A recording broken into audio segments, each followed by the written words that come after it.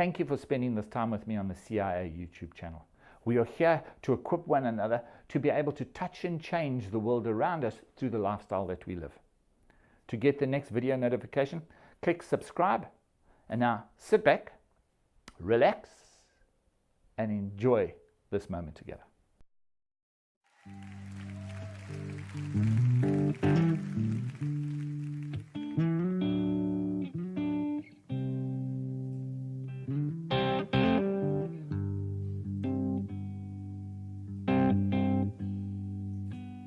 The Lord is gracious and compassionate,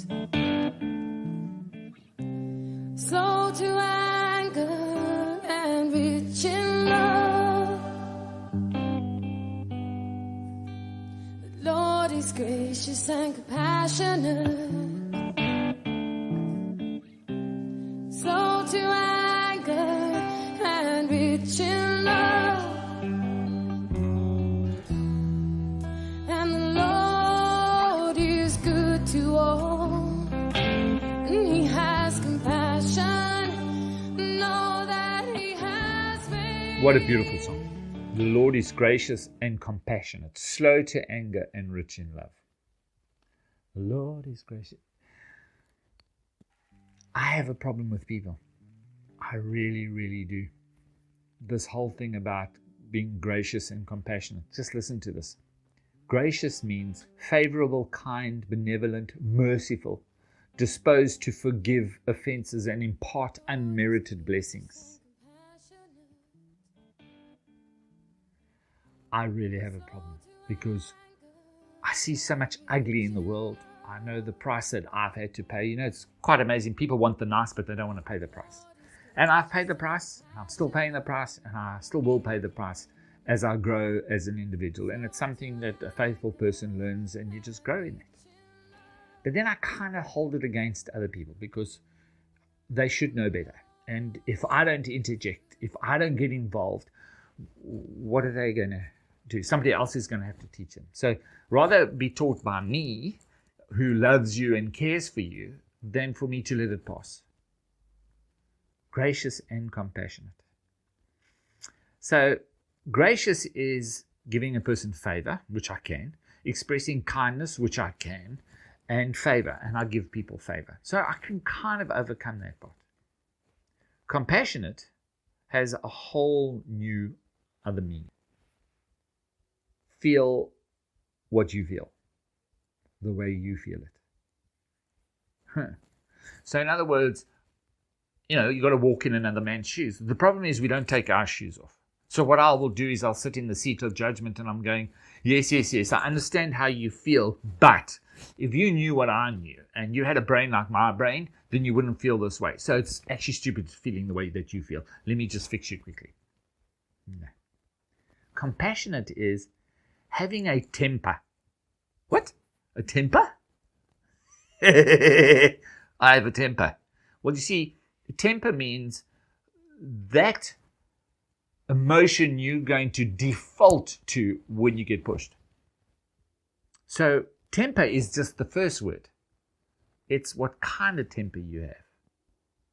And this is what compassionate is talking about. Because some people, when you push them to the end, they will give you forgiveness. Some people, you kind of irritate them and they're going to let it go. Some people are going to get angry. Some people are going to get sad.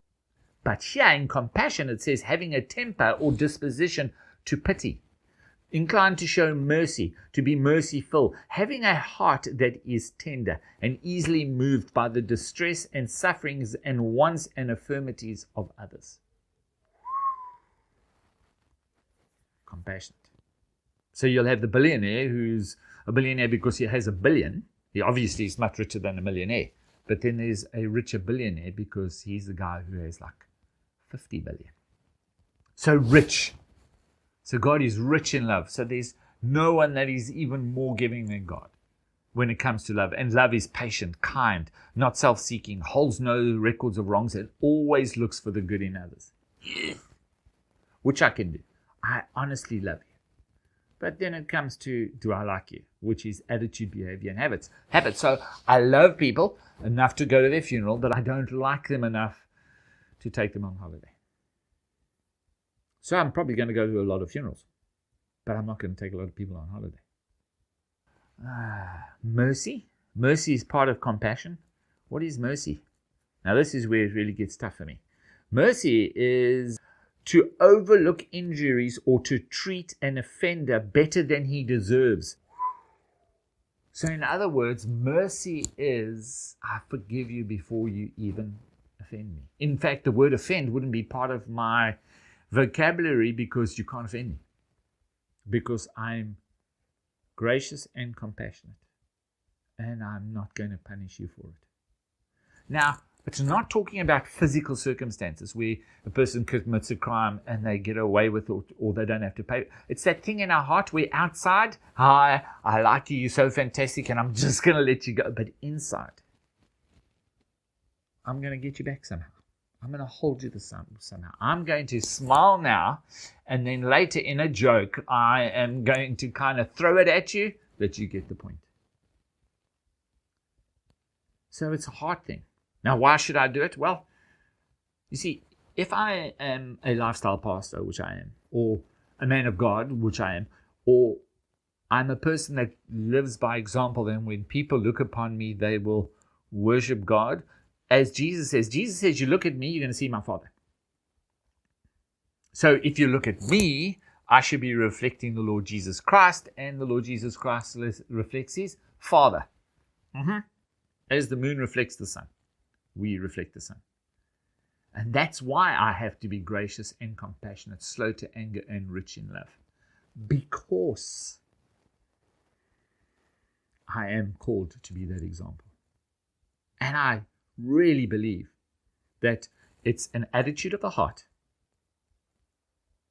which manifests on my physical body that you will know that I am not going to hold this against you. And it's not for me to pass judgment, and it's not for me to punish you in any way. So, if I'm spending time in your company and I start singing, "The Lord is gracious and compassionate, slow to anger and rich in love," then you know I'm biting my tongue. And I'm going, if the Lord is, therefore so am I.